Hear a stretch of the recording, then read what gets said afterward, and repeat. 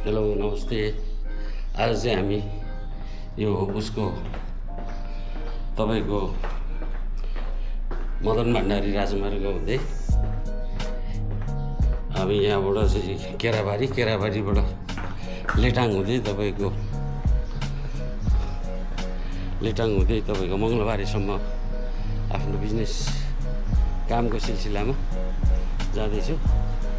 अब यहाँ पानी सानी हालेर गर्मी भइरहेको छ। आज अति नै गर्मी छ, प्रचण्ड घाम 3वटा लागे जस्तो छ। घाम चाहिँ अब निस्किन लागिरहेछ। एकदम गर्मी भएकोले जानु त मन थिएन, त्यही पनि अब काम भनेपछि कुद्नै पर्यो व्यापार व्यवसायलाई। तर नौलो बाटो केराबारीसम्म मात्र बाटो बनेको थियो। केराबारी भन्दा उता पनि बाटो बनेको छ भनेर खबर गरेको हुनाले जग्गा यता तल्लोपट्टि त डाइभर्सन भएर तपाईँको हिँड्नै नसकिँदैछ। अहिले यो धरानबाट सिधै केराबारीबाट लेटाङ हुँदै तपाईँको मङ्गलबारीसम्म भनेपछि त्यहाँभन्दा पनि अगाडि पनि बाटो गएको होला दमकसम्म। त्यसरी भयो भने त यो हामीलाई भित्री बाटो हिँड्नलाई त धेरै नै तपाईँको सुविधा हुन्छ। त्यो भएपछि ल यसो ब्लक पनि बनाइहाल्नु ल जाउँ न त भनेर यो आज 2082 वैशाख तपाईँको आज कति 26 गते दिनको तपाईँको लगभग 1:30 बजे आएछ भनेपछि अब घामको कल्पना आफै गरिहाल्नु। ल निस्किउँ न त भनेर अनि त्यहाँबाट निस्किने विचार गरियो र अब म निस्किँदैछु। तपाईँहरूलाई म बाटाको अपडेट गराइदिने छु।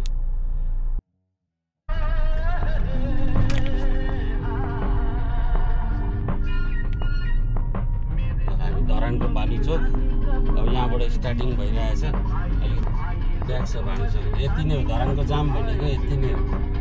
नभए धरान कहीँ जाम हुँदैन। धरानको जाम भनेको चाहिँ यही चोक भानुचोकमा मात्र हो।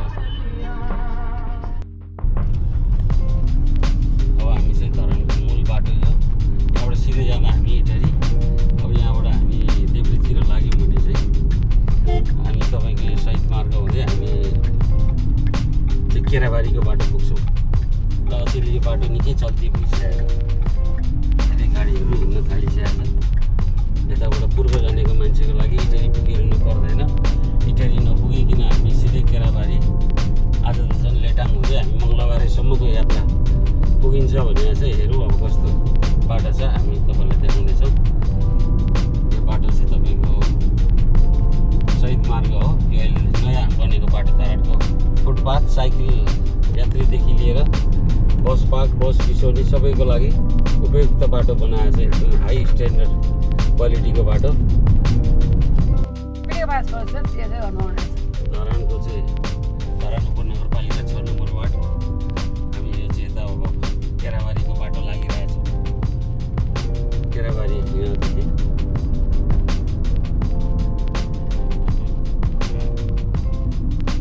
यो हाइवे बनेर पनि धेरै सुविधा भएको छ। हाम्रो अब यो पाहाडको ठ्याक्कै यतापट्टि पाहाडको चाहिँ ठ्याक्कै टाँसिएरै बनेको छ क्या बाटो टाँसिएरै बनेको हुनाले भित्री हाम्रो बाटो चाहिँ भित्री गाउँहरूमा चाहिँ धेरै सुविधा भएको छ। यो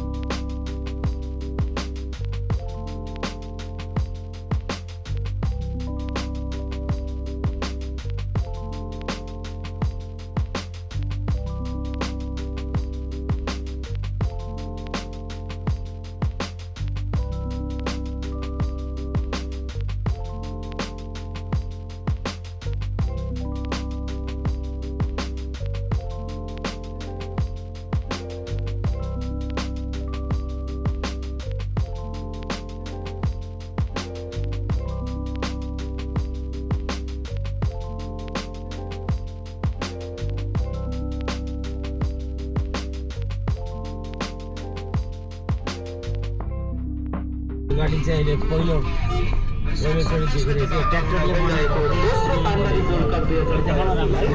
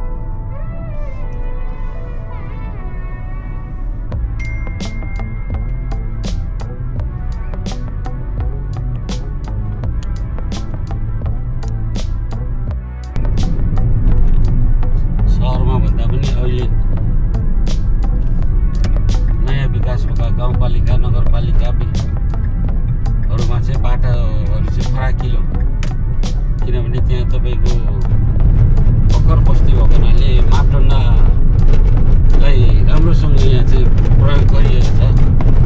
र तपाईँको बाटो चाहिँ एकदम फराकिलो, बाटो छोड्नेले पनि र मापदण्डहरू ठुलो बनाएको कारणले गर्दाखेरि भविष्यमा चाहिँ भविष्यलाई हेरेर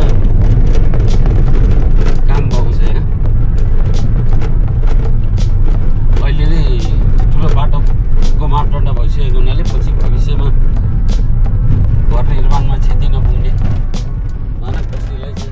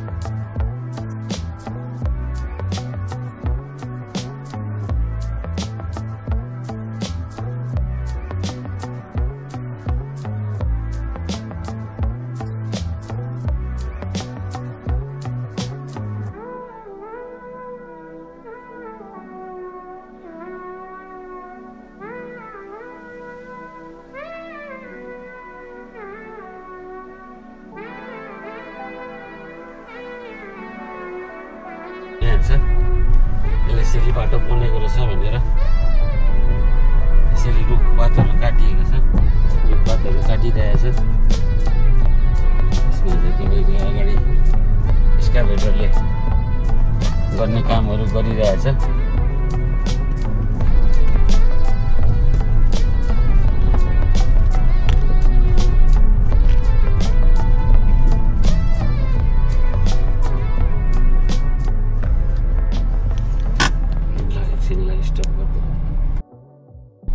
हामी एकछिन चाहिँ यहाँ यो कटनको लागि चाहिँ एकछिन हामी 10 मिनट जति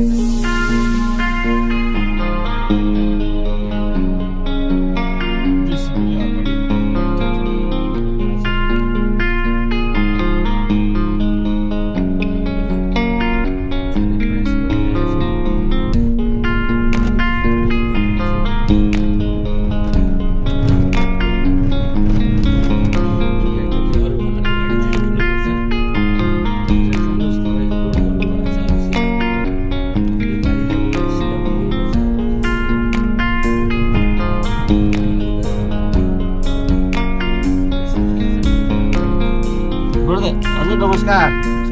यो बाटो कता जाने? बेलबारी रेटाङ यता यता हामी झुकेर सही हामी देखेर आएको छ नि हजुर हजुर हस् हस् लेटाङ हामी लेटाङतिर लाग्यो मुई फेरि रुम्जाटार भन्ने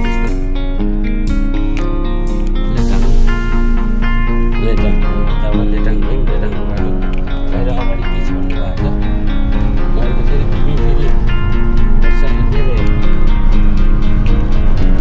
के अरे केराबारीबाट तल खोर्सानी निस्केर अलिकता बेलबारी पुग्दा फेरि यत्रो दुःख गरेको त फेरि घुमी फेरि रुम्जाटारमै पुगिन्थ्यो गएर बुझियो त्यसलाई पनि हामीले समस्यालाई हल गरिहाल्यौँ